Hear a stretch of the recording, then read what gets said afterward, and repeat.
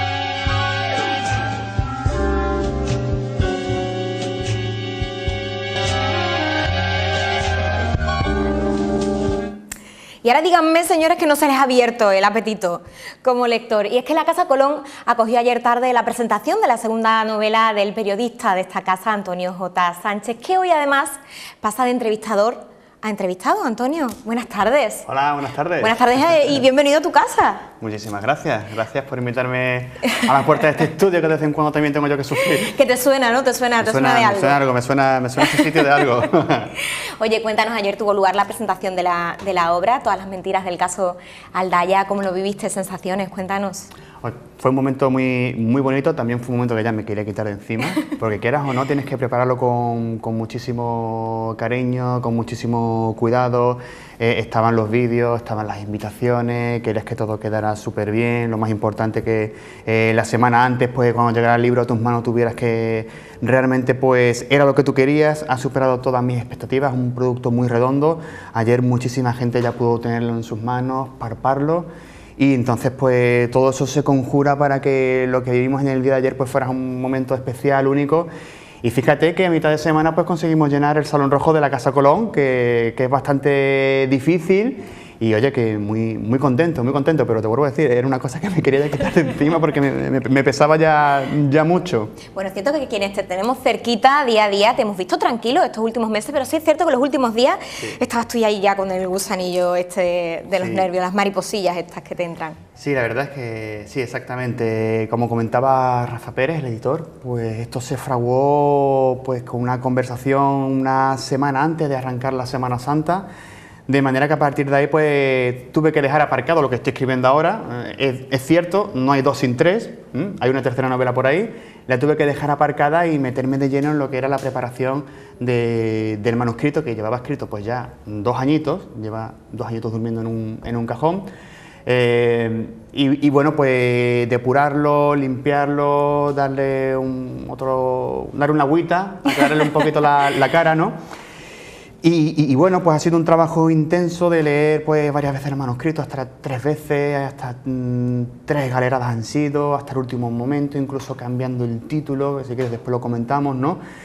Pero sí es verdad que ha sido durante 2 meses y pico, 2 meses pues un trabajo muy intenso que he intentado llevarlo con tranquilidad, pero no puedes evitar que en los últimos momentos, eso sí, más tranquilo que la vez anterior, porque ya lo de la vez anterior pues ya sufrí las consecuencias, así que de alguna manera he intentado mantener los nervios de una manera mucho más controlada y la verdad es que hoy a día de hoy pues feliz, tranquilo, contento y sobre todo relajado.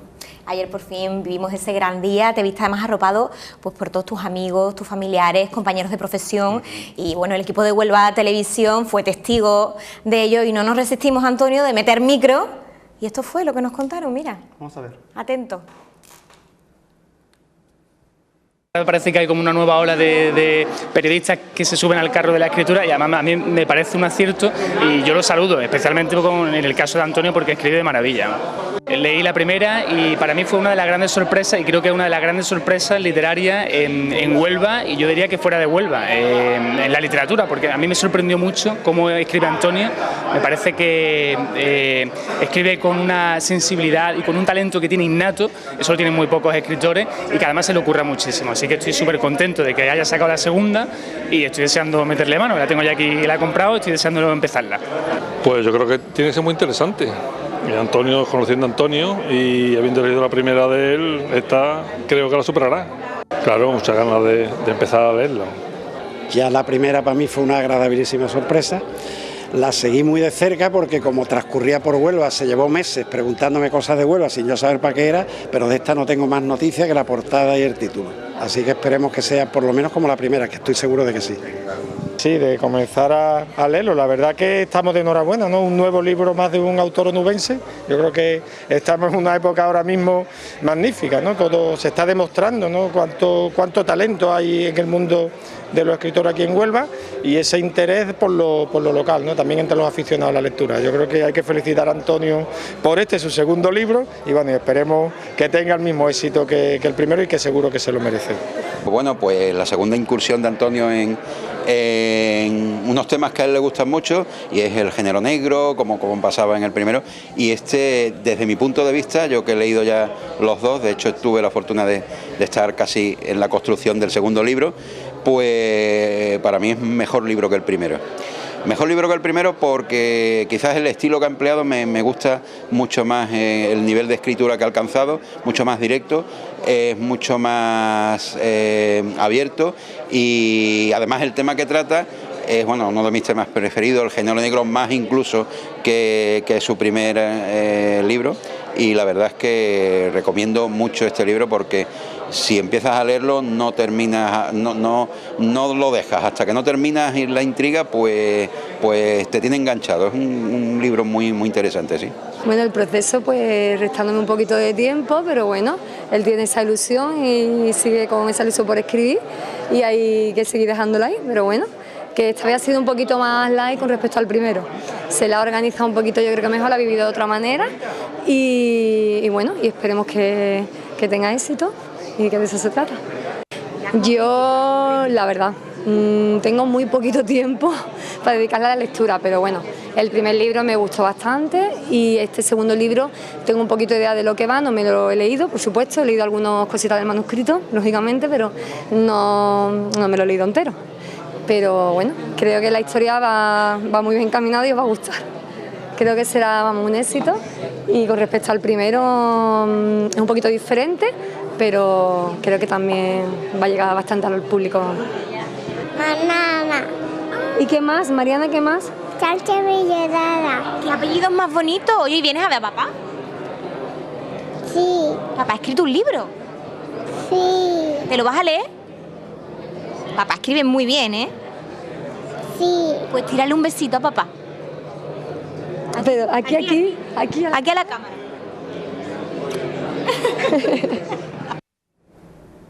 Vaya críticas te han hecho, compañero Antonio Sánchez, pero mi favorito ha sido esta última, tengo que decírtelo. Qué regalo me has hecho, tío. Emocionado, imagino, ¿no?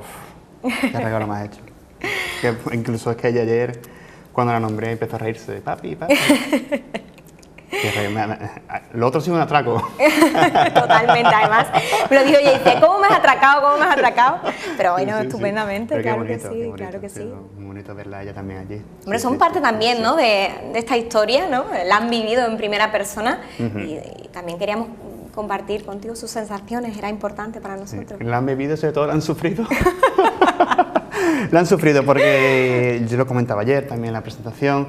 Cuando tienes un trabajo jornada completa como el nuestro, que sabes a qué hora entra, pero no sabes a qué hora sale, después llegas a casa y por supuesto te tienes que dedicar a tu familia, que es lo principal, y lo que te queda son migajas del día, ¿no? Y esas migajas son las que uno aprovecha haciendo sacrificios, y muchas veces los sacrificios, la gran mayoría de las veces, lo tienen que hacer ellas. Tiene que hacer mi mujer, lo tiene que hacer mi suegra, incluso alguna que otra vez, pues como ella trabaja, Vanessa, muchas veces los fines de semana, pues yo me he tenido que venir a Huelva con mis padres y ellos me han ayudado también para que yo pueda también seguir avanzando en la escritura del manuscrito. Y claro, si no fuera por todos ellos, por la familia, pues esto no llega, y muy agradecido por los comentarios de todos esos amigos y profesionales, la verdad es que sí, y Alfonso le estoy muy agradecido porque es un poco el abogado del diablo y el que me dice, esto sí, pero esto no, ¿por qué? Que no, Antonio, que no, y es el que te ayuda a que tenga todo el mismo tono, no perder la perspectiva y que la novela pues haya quedado pues, interiormente, lo que es el entripado, la historia, haya quedado pues de dulce. Eso iba precisamente, bueno, hemos conocido un poquito ahí un aperitivo con ese book trailer que me ha parecido, ya te lo he dicho fuera de cámara, una pasada. Me ha encantado, felicita a los artífices, me imagino que tú habrás tenido mucho que ver, sí, pero bueno, ahí detrás hay todo un equipo. Pero ellos son los artistas, ¿no? Los chicos de Te lo garantizo Producciones que recientemente recogieron un premio en Madrid por su cortometraje Pigmalión y que tuvimos la oportunidad de ver y de conocer aquí en el último Iberoamericano de Huelva. Ellos son Enrique Bernal, José David Díaz, ya con la primera novela también se volcaron muchísimo ayudándonos a recrear escenas de acción real, donde nuestro compañero Kiko Ruiz también puso, aparte de que puso la cara, puso las manos como técnico, porque Kiko hace también montajitos así sí, muy chulos. Crack. Y pues, bueno, se unieron dos partes y salió un book trailer muy chulo. Para esta vez quería algo un poquito más sencillo, pero una cosa que enganchaba, que tenía una cierta tensión y te tomaba el pulso desde el momento, ¿sabes? Hay mucha pulsión en esos 59 segundos que dura el book trailer y yo tenía la idea, se lo trasladé a ellos y no solamente lo captaron a la perfección, sino que lo superaron y supieron darle incluso su punto dramático a la hora de poner los títulos y esa pequeña musiquita. La verdad es que estoy muy agradecido porque me rodeo de gente muy válida, muy buena, que considero grandes amigos porque están ahí para ti el día que sea y a la hora que sea. Todos los detalles, ¿verdad? Los pequeños detalles que suman y que al final conforman una historia como esta, que cuéntanos un poquito, sin hacer spoiler, obviamente, no, claro, sí. ¿Qué encierra estas páginas?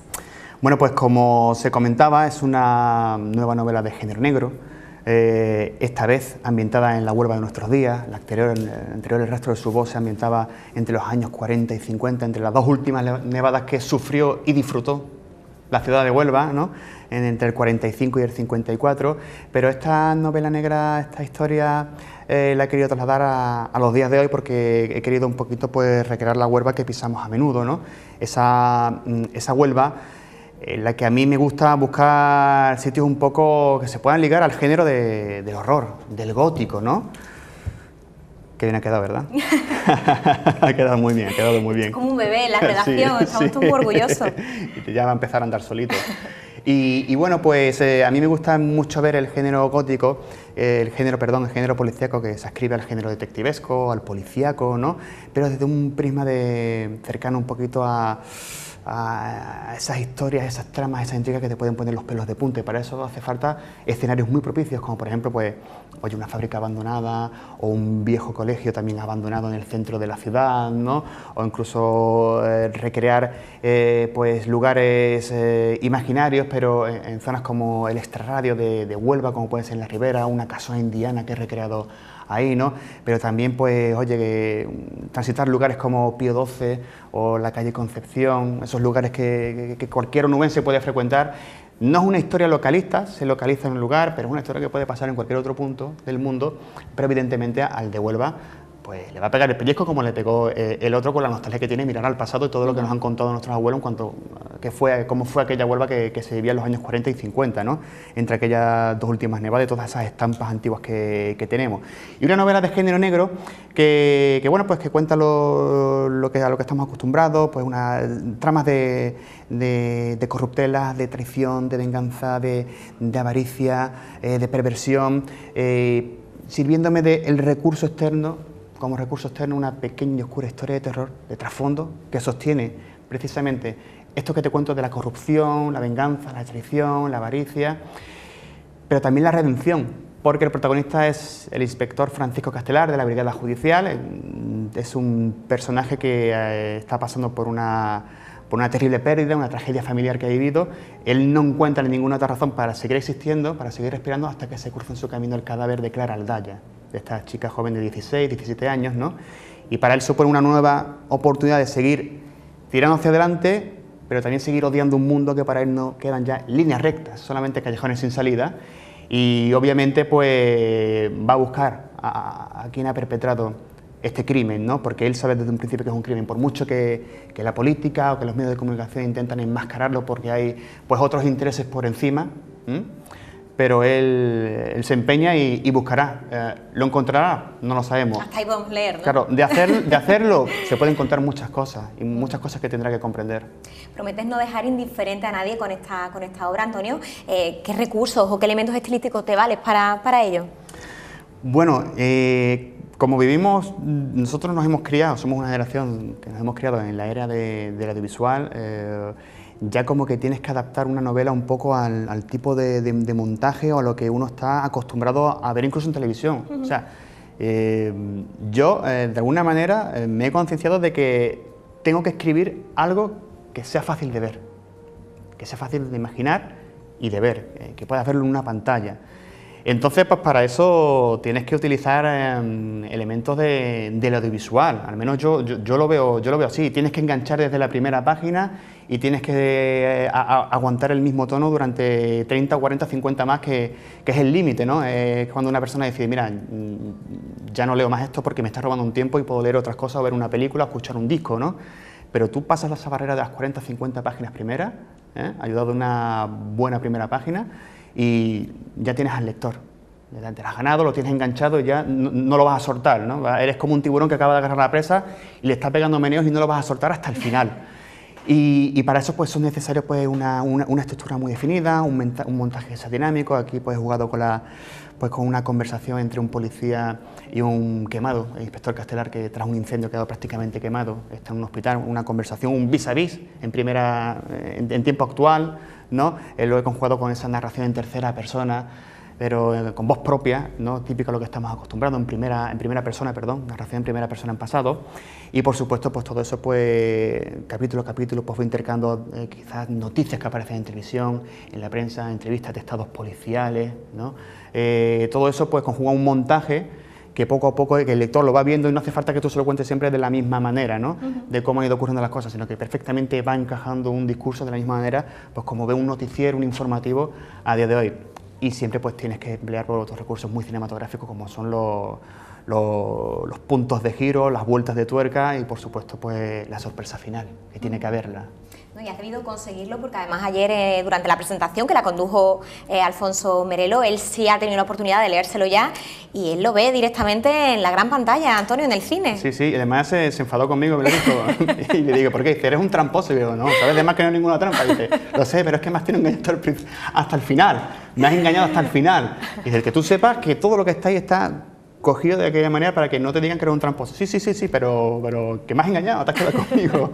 Y entonces, pues oye, que Alfonso Merelo, que es una persona que tiene un nivel cultural muy alto, que está harto de leer, de ver películas, que lo tenemos aquí cada semana contigo haciendo la crítica de cine, que nos trae los estrenos, que nos habla de lo que se puede ver este fin de semana en tono clásico, ¿no? Que recuerda a lo que se ofrecerá en la cartelera, pues que alguien así te diga eso, pues dice, ha merecido la pena. Claro que sí. Ha merecido la pena. Alfonso también decía, bueno, Alfonso y todos tuvimos la oportunidad de escucharte en esos agradecimientos, que de alguna manera dejaron constancia, Antonio, del trabajo tan arduo de documentación. ¿Cómo viviste ese proceso? Porque te escuché mencionar, bueno, al jefe de unidad de quemados, ¿no? Para ver cómo se trabajaba. Eso también resta mucho tiempo, pero también debe ser apasionante, ¿no? Pues sí, pues tengo la suerte de bueno, que muy cerquita de donde vivo, pues también la casa al otro lado de la calle, pues vive el que hasta hace muy poquito ha sido el jefe de la UCI del Hospital Juan Ramón Jiménez y que tuvo una gran experiencia en la unidad de quemados del Virgen del Rocío. En Huelva no tenemos unidad de quemados, la unidad de quemados más cercana es en el Virgen del Rocío, aunque yo pues imaginariamente he recreado una unidad de quemados aquí mismo en el Hospital Juan Ramón Jiménez, ¿no? Entonces, pues, ¿cómo es? Pues quedas una tarde para echar una cerveza, un refresco, ¿no? Y te cuenta un poco y te cuenta cosas que son muy desagradables, ¿no? Pero que, aunque no aparezcan todas, te sirve para que tú ya tengas suelo firme sobre el que pisar y empezar a construir, ¿no? Y me contó cosas pues que es lo típico que se ve en una unidad de quemado, cómo llega una persona, cuánto tiempo pasa hasta que recupera la conciencia, hasta que puede empezar a comer, ¿no? Hasta que puede empezar a comunicar, recibir visitas. Y claro, desde ahí a la administración de fármacos también, que es una parte importante del libro, ¿no? Es otro punto de giro del libro por parte de uno de los protagonistas de esta película. Ya estamos pensando en lo que estamos pensando, Antonio. De esta historia. Es que ya me lo están proponiendo. Ya me están diciendo, tenemos que hacer una película. La gente te lo garantiza, tenemos que hacer una película. Y digo, bueno, maravilla. Vamos a parar un poquito. Me tendrás que venir a contárnoslo. Claro que sí. Entonces, pues, te tienes que documentar de todo, incluso no solo de la administración de fármacos en los hospitales. Hay fármacos que sirven como auténticos venenos y no dejan huella. Es información un tanto privilegiada, se puede decir, pero que no se la dan a cualquiera. También, por ejemplo, por aquí ha pasado un chico, Jesús Gómez, de Ciencia Divertida. Sí, Cienciaterapia. Exactamente, de Cienciaterapia, ¿no? Que es un tipo fantástico, este chico, ¿no? Lo que hace, que lleva a los niños que están en los hospitales enfermos, les lleva esa ciencia divertida, ¿no? A través del proyecto de Cienciaterapia. Y él me decía cuáles eran los pasos previos para la creación de una droga mortal, ¿sabes? Por ejemplo. O sea que son cosas que he tenido que ir viendo poquito a poco, con detenimiento, para que el que coja el libro no diga que esto lo he puesto aquí al voleo, ¿sabes? O una improvisación, o hay un fallo o algo, sino que está todo ahí, no cogido con pinzas, pero sí cuadrado al detalle, al milímetro, y contando lo que se puede contar. Una historia muy, muy cuidada, Antonio, sin duda. Ahora que ya tienes un poquito de perspectiva, ¿qué dirías que tiene más peso, los personajes o la acción? Bueno, yo creo que, claro, sin los personajes no hay historia y viceversa, ¿no? Muchas veces vemos películas o cogemos libros que son prácticamente personajes, ¿no? La historia queda en un segundo plano y es más atractivo pues los personajes, lo que tienen que decir y cómo se relacionan entre ellos, ¿no? Aquí está repartido a partes iguales, ¿no? Aquí está muy bien repartido el peso que tienen los personajes, el trasfondo en el que se mueven, la historia por la que se mueven, lo que les incita a seguir profundizando en la investigación. Y yo diría que está todo muy equilibrado, porque evidentemente el libro tiene un gancho y es la historia de lo que le pasa a esta chica, de qué es lo que le ha pasado, ¿no? pero por supuesto creo que los personajes son bastante redonditos, son interesantes con su manera de hablar, intentando que cada uno tenga su manera de hablar. Otras veces coges libros de gente que está a un nivel muy grande, pero te das cuenta que todos los personajes pues, hablan casi de la misma manera, ¿no? Pero aquí pues te encuentras pues, a un tipo como es el inspector Castelar, que no quiere saber absolutamente nada del mundo, o sea, le importas un comino, ¿no? Pero te encuentras un vagabundo que, por ejemplo, le ayuda en su investigación, que parece un erudito, parece que está dando un meeting, ¿sabes? Cada vez que abre la boca. Están los políticos, hay comisarios, hay compañeros del Cuerpo Nacional de Policía, hay jueces también muy enfadados, ¿no? Pero también hay gente que vive en esa zona del extrarradio, en casas rurales de campo, zonas de alambrada, de verja, que tienen el nivel cultural que tienen, ¿eh? Y todo eso pues conforma un crisol de culturas, de personajes y que de alguna manera pues viene a enriquecer y a dar consistencia a una historia que ha merecido la pena, que se ha llevado su tiempo, que ha dormido el tiempo que ha tenido que dormir. Pues yo creo que ha llegado en el mejor momento, sobre todo para Editorial Niebra, para Rafa Pérez, y estamos súper orgullosos. Estamos súper orgullosos de la trama, de los personajes y de cómo ha quedado todo. La verdad, es fantástico. Una historia además que sustenta la afirmación de la que fuimos testigos ayer por parte de Alfonso Merelo, que él decía que tenía claro que habías encontrado tu sitio dentro del género negro. De hecho, la tercera novela que como te he dicho antes, que está aparcada, vuelve a ser género negro. Me gusta el género negro por una sencilla razón. Todo el mundo piensa que confunde el género negro con el thriller, ¿no? Y no, el género negro, realmente lo dije ayer, tú abres la página del periódico y estás viendo una crónica de etiqueta negra, ¿no? De todos esos escándalos que salen, abusos, la corrupción, los políticos que se van cayendo, las cosas que se van destapando, lo que se va descubriendo. El género negro realmente es una crónica de los 7 pecados capitales: la soberbia, la avaricia, la ira, la lujuria, la envidia, las ambiciones.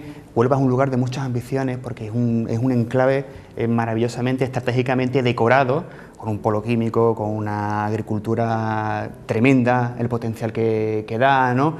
Mencionaba también, por ejemplo, la agricultura, el polo químico. Había otro sector que yo también mencionaba, el puerto de Huelva, ¿no? Fíjate el poder que tiene el puerto de Huelva, las entidades municipales, las instituciones, muchas ambiciones por todos lados, ¿eh? Muchos entresijos, muchos agujeros que tapar, ¿sabes? Muchas cosas que se pueden esconder, ¿no? Que tú te puedes poner a pensar y que se ocultan, que van sucediendo, ¿no?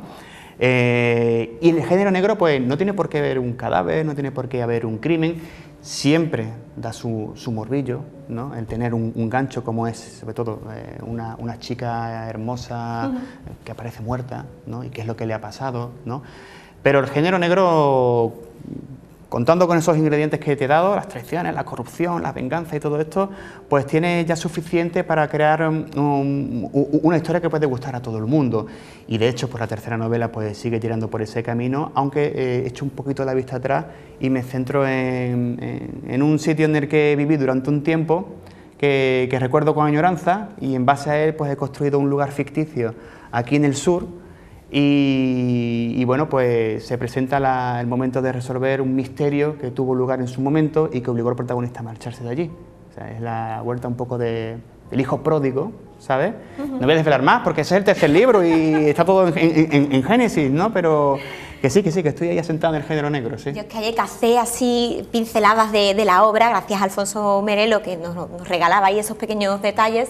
Él decía que, bueno, que es género negro sin duda, pero que tenía ahí un trasfondo muy sutil de fantasía, todo desde lo racional, pero que también se apreciaba. Exactamente. Si en el anterior libro, El rastro de su voz, a mí por lo que te he comentado, ¿no? Que uniera un poquito el género negro, lo que es una historia de suspense e intriga, unirla un poquito con lo que a ti te ha gustado desde pequeñito, que es el género de terror. A mí siempre me ha encantado Edgar Allan Poe, pero también H.P. Lovecraft, que es el padre del horror cósmico, ¿no? De esas historias de cultos secretos, paganos, que creen en deidades venidas de otros puntos del espacio. Esto es una paranoia, esto es una cosa totalmente friki, ¿no? Friquismo ilustrado. Exactamente, y eso es lo que utilizas en la historia oscura, ¿no?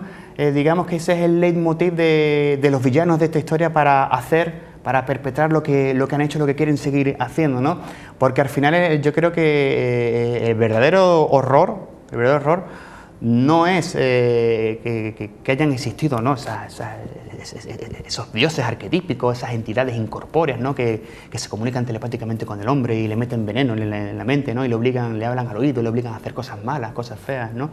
Lo malo es la gente que se lo cree y actúa en consecuencia. Pero al final el hombre, ¿no? El hombre es el auténtico lobo en esta sociedad, ¿no? en la que vive y en la que convive con más hombres y mujeres, ¿no?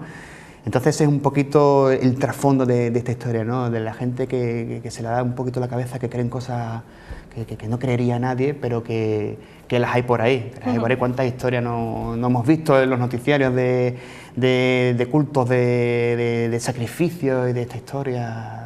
Ya cada vez menos, por fortuna, ¿no? Pero fíjate de cuántas cosas se han nutrido las noticias, ¿no? Y los informativos.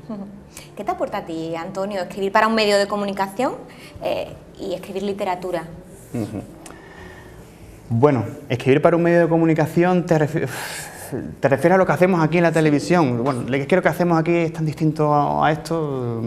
Esto de escribir un libro tuvo un proceso muy largo en el que me encontré solo y la única compañía o el único apadrinamiento que tenía era la lectura de cabecera había, ¿no? Oye, ¿cómo lo habría hecho Raymond Charlie o cómo lo habría hecho en este momento Carlos Ruiz Zafón o Pérez Reverte o Eduardo Mendoza? ¿Qué contrapunto humorístico habría metido aquí, ¿no? Es decir, que el humor es muy importante, incluso en una historia de género negro de este tipo, ¿sabes? Es muy importante para mantener la tensión y para aliviarlas, ¿sabes? ¿Qué me aporta? Pues me aporta, pues, por ejemplo, a lo mejor lo que no puedes hacer aquí en tu trabajo, ¿no? Me aporta muchas satisfacciones. Yo esto de escribir siempre es un deseo que he tenido desde muy pequeño, ¿no? Inventar cosas, ¿no? Todo lo que he leído, eso ha sembrado en mí una impronta, ha tenido sus raíces muy fuertemente arraigadas desde la más tierna infancia, y esto de escribir pues es una cosa que te llena muchísimo. Esto es como un niño. Vamos a ver, no es como un niño, no es como esa niña que ha aparecido en pantalla, eso es lo más grande del mundo, ¿no? Pero hay algo que se le parece bastante, y es esto es un libro, porque esto es un parto, ¿eh? Esto es un parto y a mí me aporta muchísimo. Cuando escribí el primer libro, El rastro de su voz, para mí fue un autoaprendizaje y una introspección que hice, que empecé a conocerme un poco más. Empecé a conocer cosas de mí y fíjate, descubrí que era capaz de hacer pues, cosas como las que has escuchado, ¿no? Despertar emociones. Las letras liberan al final, ¿no? Sí, la verdad es que liberan, tienen un poquito de comunión y catarsis, ¿eh? Y ya te digo, y te ayudan a descubrirte un poco más, ¿eh? Sí, la verdad es que sí. Daba mucha, con el resto de su voz, daba mucho. Me dijo una cosa que José Ángel, nuestro compañero, me dijo: tú sabes, porque eso salió un día 10 a la venta, 10 de diciembre de 2014, y el día 11 del día siguiente lo presentábamos aquí en la Casa Colón. Y me dijo José Ángel, se me quedó mirando y me dice: tú sabes que a partir de hoy este libro deja de ser tuyo para siempre. Qué bonito. Y me entró un vértigo y digo, ostras, pues no lo había pensado, no lo había pensado. Me parece súper bonito. Y no solamente es una manera, no es como quitarte la ropa, ¿sabes? Algo así como desnudarse, ¿no? Sí. Pero es verdad, haces algo y de repente ya no solamente es tuyo, o deja ya de ser tuyo para siempre, porque ahora ya se presta a la opinión pública y habrá quien le guste, habrá quien no le guste, habrá quien te tiene muchas flores y habrá que, bueno, ya algún hater hay por ahí por las redes sociales. Creo que por la portada, ¿no? Muy poco. Por el nombre. Sí, no ha gustado mucho eso de que aparezca el nombre de Antonio J. Sánchez tan grande. No es cosa mía, estos editores. Pero a mí me ha encantado. Es cosa de Rafa Pérez, ¿eh? No, a mí me parece que está como sí, tiene bueno, que ser. Porque han querido emular eso un poquito en las portadas de los bestsellers, ¿no? Así que he querido ser un guiño. De hecho, es que teníamos la fotografía de Jorge Lázaro, que me puse en contacto con él por Facebook y la verdad es que no puso problemas ninguno a cederme la fotografía. Y la verdad es que se prestaba a hacer una portada de ese tipo. Lo que pasa es que, claro, yo todavía no me he acostumbrado a ese Antonio J. Sánchez tan en grande, ¿no? Y algunos tampoco se han acostumbrado. Portada y contraportada. Y contraportada. Que es que yo soy súper fan, además del autor. De Pedro. Antonio, de Pedro Rodríguez. No sé si son en casa capaces de apreciar. No sé si ahí mi compi se puede marcar un primer plano maravilloso, espectacular. Porque es una pasada. Es una pasada porque a mí siempre me encantó Pedro Rodríguez Garrido. Yo he tenido la oportunidad de entrevistarlo varias veces. Cada vez que ha montado una exposición nueva aquí en Huelva, con esa temática que tiene del paisaje urbano, gris, plomizo, días de lluvia, ya sea la ciudad de Huelva, la de Nueva York, o sea, creo que Londres también la ha recreado, incluso el polo químico de Huelva, ¿sabes? Y dices tú, ostras, por ejemplo, este pasaje de los coches por la Merced, ¿no? Es que podría encajar perfectamente en una ciudad como Nueva York, y dices tú, esta historia puede entrar en Nueva York o es que sabe a Nueva York. o en la ciudad de Huelva, exactamente, sí. Y esa es la Huelva que ve un personaje como el inspector Castelar, un personaje vacío y que busca un criminal, ¿no? Que busca un asesino por estas calles, ¿no? Y es muy de etiqueta negra, de hard boiled, como dirían los americanos. Es un artistazo con el que has tenido además la oportunidad de contar. Oye, nosotros nos alegramos 10 millones, señores, porque claro, ustedes ven ahora aquí el formato libro ya perfectamente montado con su portada maravillosa, su contraportada maravillosa. Antonio, ven a un Antonio emocionado ya con su bebé, ya con un periodo tranquilo, sereno. Pero lo que la gente no sabe, por ejemplo, es que yo te he visto a ti en un camino del Rocío, por ejemplo, los dos esperando, señores, a que empezara un programa en directo, los dos metidos en el coche. Yo me saqué un donut de manzana, me lo comí, y él, en vez de comerse un donut, pues se cogió su manuscrito del libro y empezó con el borrador a tachar, Sí, señor, sí, señor. Sí, claro, yo te miraba y yo decía, alucino con tu poder de conciliar trabajo, piso, pareja, literatura. ¿Ves lo que son las migajas Antonio, de tiempo, no? Madre mía, como el inspector Gaster que le salen brazos de... Sí. Madre mía. Esas son las migajas de tiempo que nos quedan a nosotros, ¿no? Y esto era una contrarreloj. Fíjate que estamos acostumbrados todos los días a una contrarreloj con unos servicios informativos que tenemos a las 2:30, que tenemos que tener el producto absolutamente preparado, historias que contar. Pues esto se ha convertido pues al final casi que en lo mismo, ¿no? Porque hasta el último momento he dicho, esta línea, esta idea la puedo pelear un poquito más, la puedo depurar más, puede quedar más bonita. O sea, muchas veces incluso me enfadaba conmigo mismo, y ahí estábamos en el coche esperando la hermandad de migrantes, en 3 rayas era, en 3 rayas, esperando a que llegara, y lo que tú decías, ¿no? Estábamos los dos metidos en el coche, los compañeros técnicos preparando los enlaces y todo esto, haciendo las pruebas de sonido. Y mientras nosotros, pues, cogiendo un poquito de, bueno, tú cogiendo un poquito de fuerza y yo perdiéndola. Y yo como un niño repelente con los apuntes, ¿no? Perdiéndolas y luchando un poco más esa última galerada previa a lo que era ya mandar a imprenta el texto definitivo, ¿no? Es que tienes que aprovechar cualquier momento para esto. Por eso, al final, los sacrificios tienen su recompensa. Sin duda. Siempre la tienen. Nunca caen en saco roto. Nunca caen en saco roto. Bueno, y quienes quieran saber más de esta historia, Antonio, hoy vamos a tener la oportunidad, ¿no?, de disfrutar la redifusión de lo que fue ayer la presentación a las 10 de la noche en esta casa. Sí, es verdad. Toda la gente que no pudo asistir, que fue bastante, el día era el que podíamos tener. Fíjate que... Pues menos mal que lo hiciste en un miércoles, yo no sé si lo llegas a hacer un viernes o un sábado. No, fíjate que iba a ser en principio un jueves, ¿no? Pero a la editorial Niebla, a Rafa Pérez, pues le habían puesto en la biblioteca otra presentación de un libro, y me decía, Antonio, no quiero que nos quiten un solo asistente a tu libro, no, vamos a hacerlo un día antes. Y venga, vamos a hacerlo un día antes. Y lo hicimos el miércoles, que es muy difícil, a mitad de semana, con todas las responsabilidades que tiene la gente con sus niños, cosas por hacer, no deja de ser un miércoles, que no es un jueves que ya es inicio de fin de semana, mucho menos un viernes. El día antes Rocío Márquez había llenado el Gran Teatro, ¿sabes? Y entre eso, una firma y otra, pues fíjate que conseguimos llenar el Salón Rojo de la Casa Colón.